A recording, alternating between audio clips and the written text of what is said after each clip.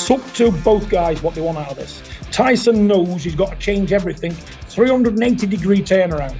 And if he's not prepared to do that, well, good luck to Usyk. But let me tell you, once Tyson's head's on, Usyk's not the man to do it. Tyson Fury suffered the second defeat of his career about a week ago, yet he hasn't stopped crying over his loss. First, he claimed he was robbed by the judges, and he had won the fight by 3 rounds. Getting kicked in the nuts day after day, and you start thinking, well, what's it all about this? They've lost a great champion. It'd be a sad thing and a shame that the undisputed fight never may happen. In fact, there were rumors that he was going to appeal the fight.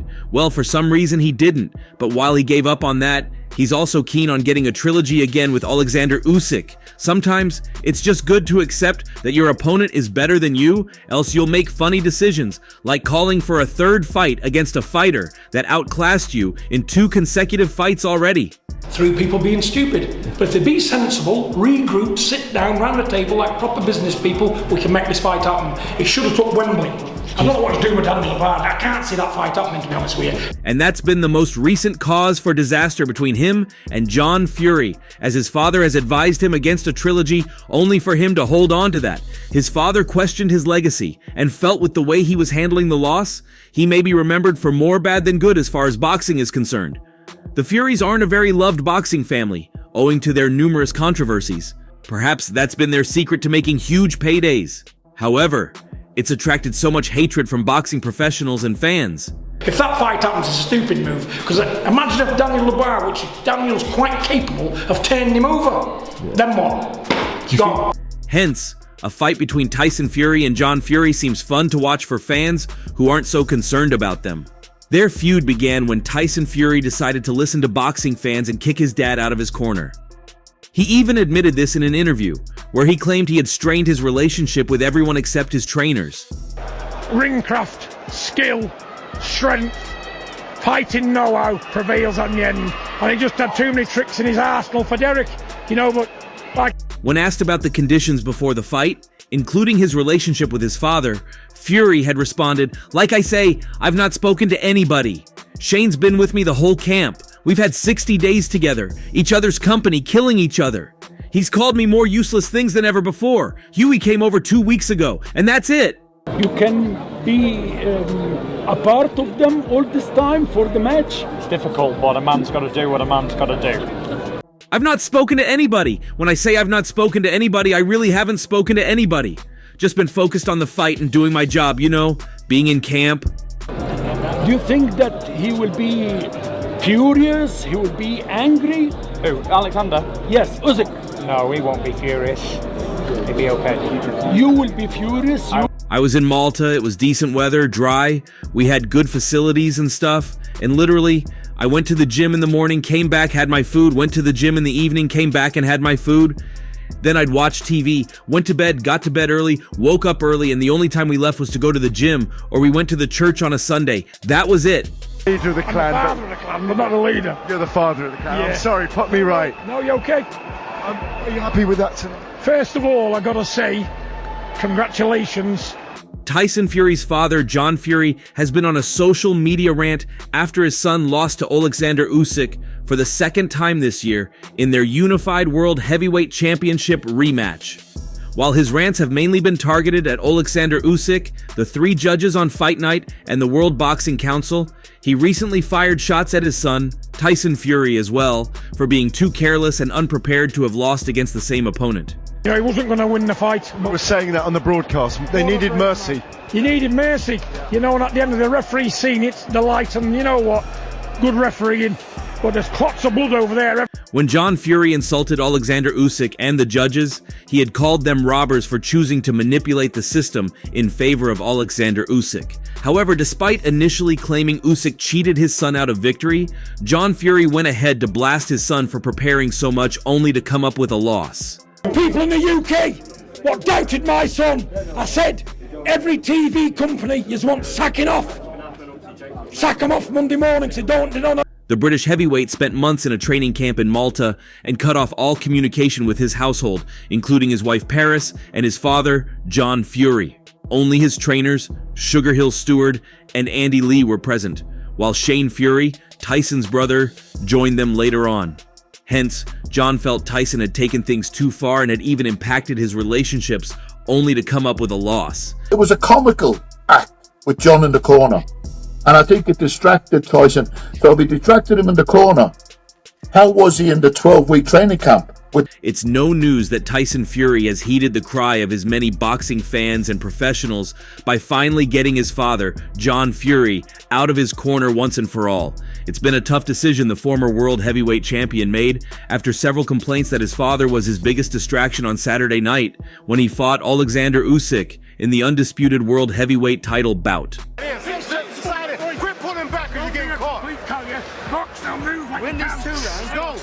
Repeatedly, he was seen shouting over his son's ear, hindering him from getting instructions from the more experienced Sugar Hill and Andy Lee. And as a result, he's come under fire for his excessiveness. And this time, his worst enemy is the one firing shots at him, the man who's most popular for being Mike Tyson's sparring partner for some years, and specially described by the baddest man on the planet as the world's toughest white man, Joe Egan, has finally had his say in Tyson Fury's decision to fire his father. John Fury, why are you avoiding me? Saying there's no money in fighting me. I've stepped up to the mark, John, and accepted your challenge. Joe Egan and John Fury have been having an intense back and forth with each other, and while speaking with Carl Frick on Fighting, Joe Egan was very brutal in his comments about his foe. He slammed him for wanting to take the glory in every situation and putting his son in such a messy state unnecessarily. It was the perfect opportunity for Joe Egan to get back at John Fury after several months of fiercely exchanging words with each other on social media. It started where Big John Fury challenged any man over 50 to a fight. That's my recollection of it, but you tell me where the beef began with Big John. While John Fury spoke with Carl Froch, he highlighted the very moment many years ago when his feud with John Fury started. That'll surely be captured later on in this video, but it's their recent beef that began a few months ago that's led to this war of words that has continued even while John Fury still mourns his son's loss and his surprising sack. It began with John Fury's boastful claim that no 58-year-old on earth could defeat him, a claim to which Joe Egan responded, Hello everyone, I think I've got one last hurrah in me. I haven't fought in over 20 years. John Fury is my friend, and he's a good fighting man. Beginning politely enough, "Hello everyone," said Big Joe Egan in a video message a few months ago. "I have one last hurrah in me," the toughest white man on the planet went on. "I haven't fought in over 20 years. John Fury is my friend, and he is a good fighting man, same as myself, a good fighting man, and I think the two of us would have a great boxing match. Out in Saudi, let's show them YouTubers and Saudi royals how two old warriors can perform." His challenge was issued, and Egan sat back and waited for Fury to respond. Myself, a good fighting man, and I think the two of us would have a great boxing match. Out in Saudi, let's show them YouTubers and them Saudi royals how two old warriors can perform. But initially, the one-time bare knuckle boxer and father of heavyweight champ Tyson Fury was silent.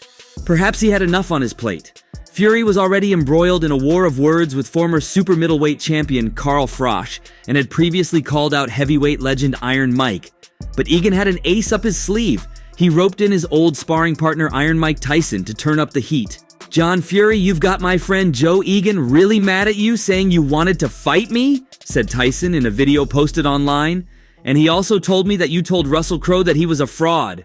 So Joe Egan is looking for John Fury, okay?" "John Fury, you got my friend Joe Egan really mad at you, saying you wanted to fight me. And he also told me that you told Russell Crowe that he was a fraud. So Joe Egan is looking for John Fury, okay? And if I'm able to see that fight..." "And if I'm able to see that fight, I hope it's not in England because I'm a felon. I can't go to England, but he's coming for you, John Fury, for my honor." Eventually, after Mike Tyson called him out, he then sent in his response. In a video posted on X, Fury agreed to fight Egan, but only if KSI paid him £200,000. He claimed he was owed from a bet on the YouTuber's fight against Tom My Fury last October. "Okay, Joe Egan, here's where it's at," said Fury. Okay, Joe Egan, here's where it's at. You're saying KSI's backing you for millions of pounds when they can't pay me 200 what they owe me. But here's one for you, mate. Tell that rat next to you, that pineapple, wire me my money across what he owes. "I'm not hard to do business with, mate, and at the end of the day, like you say, you want to make a few quid, and I will fight anybody if it makes business sense." So here's what they've got to do, because I said I'd never do any more business with that rat ever. But you're there going on the internet, making yourself busy. Now it's personal, Joe. Because at the end of the day, you better hope he does back you for millions, because you're gonna have to fight me anyway when you see me, ain't you? For being disrespectful. What he needs to do then is put an offer in writing to me, what he is prepared to pay me to fight you. Being disrespectful, you're gonna have to fight me anyway when you see me. To me, what he is prepared to pay me to fight you. I'm not hard to do business with, mate. You know, and at the end of the day, like you say, you want to make a few quid. You know, so do I. And I'll fight anybody, like I said, when it makes business sense. So here's what they've got to do. Let's hope you can, so you can get a few quid out of it, because when I see you, it's coats off. Here's what you've got to do. Wire me my 200k pounds, but if you don't do that, forget about it, because I wouldn't even waste time on the both of you. Joe, you're going to have to fight me when you see me. So let's hope they can, so we can make a few quid out of it. Because when I see you, mate, it's coats off, telling you now. And then, it was relatively silent until recently, when John Fury headbutted one of Alexander Usyk's team members this week.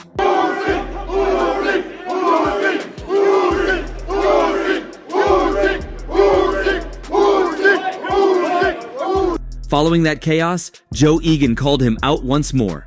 John Fury caused mayhem in Saudi Arabia last Monday ahead of his son Tyson's fight with Alexander Usyk after he headbutted a member of the Ukrainian's team. He has since apologized for the violent act, but is continuing to receive huge criticism for his behavior. I want to take this opportunity to apologise on behalf of the boxing world to the Saudi royal family and to the people of Saudi Arabia who have welcomed the Fury family into their wonderful country. I will take great pleasure in smashing. And afterwards, ex-Irish professional boxer Joe Egan called John Fury out for a dust-up. Speaking on X, he said, "I believe you've all seen the conduct of this lowlife bully boy thug John Fury today. I want to take this chance to apologize on behalf of the boxing world to the Saudi royal family, the people of Saudi Arabia who have welcomed the Fury family into their wonderful country." This man to bits if he ever has the courage to climb into the boxing ring with me. The world wants to see manners put on this man, and I am the man to do that. The week of your son's biggest fight of his life, John. Also, to the people of Ukraine for the conduct of this scumbag, I would take great pleasure in smashing this man to bits if he ever has the courage to step into the ring with me. He then went on to add, "The world wants to see manners put on this man, and I am the man to do it." The week of your son's biggest fight, John, and you conduct yourself like this. Despite apologizing, John attempted to justify the headbutt by telling Sky Sports News, he said, "They disrespected my son, the best heavyweight to ever wear a pair of boxing gloves. Coming out with all that rubbish, he's in my face, trying to be clever. Coming into my space, Usyk, Usyk. Nobody's bothering with them. I was only chanting my own son's name." How do you end up being the first one to get cut in the fight, John?